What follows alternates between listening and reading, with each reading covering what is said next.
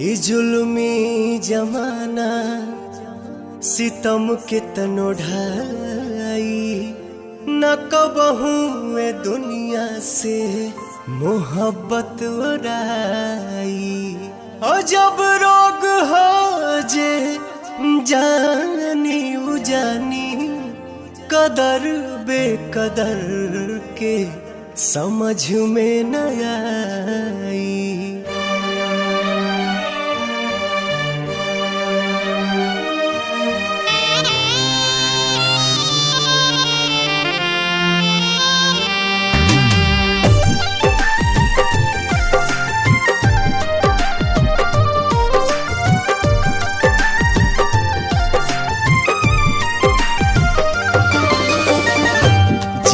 मरे के संगे खैली कसम संगही सहे के रहे सारा सितम। जिए मरे के संगे खैले कसम संग ही सहे के रहे सारा सितम। उहे जान भैली अनजान कहे पूछ के बतावा तनी चान। हे चान दूर कहे भैली हमर जान।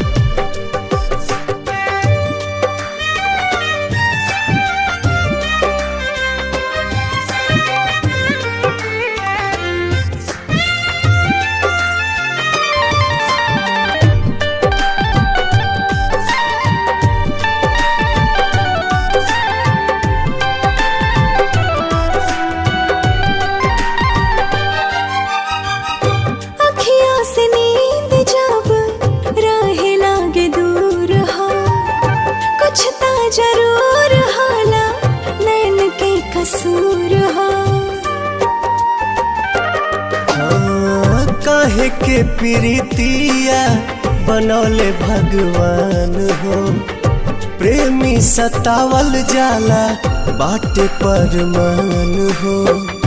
ना जाने कैसन बा दिल के जरूरत हो। हर पल निहारेला उनके ही सूरत हो। टूट गइल सारा अरमान काहे पूछ के बतावा तनी चान। हे चान दूर काहे भैली हमर जान।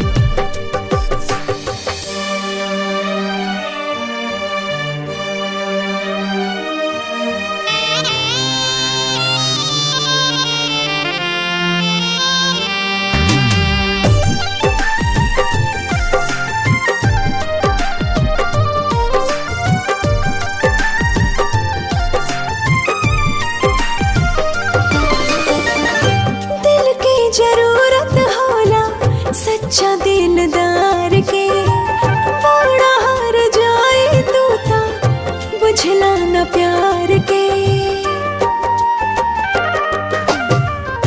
फिर ना दोबारा कब हो पाई प्यार हो।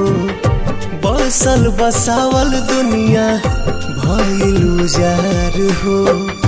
सपनों में ना सोचनी ऐसन कब होई दिल भर के याद में अखियाँ कब रोई।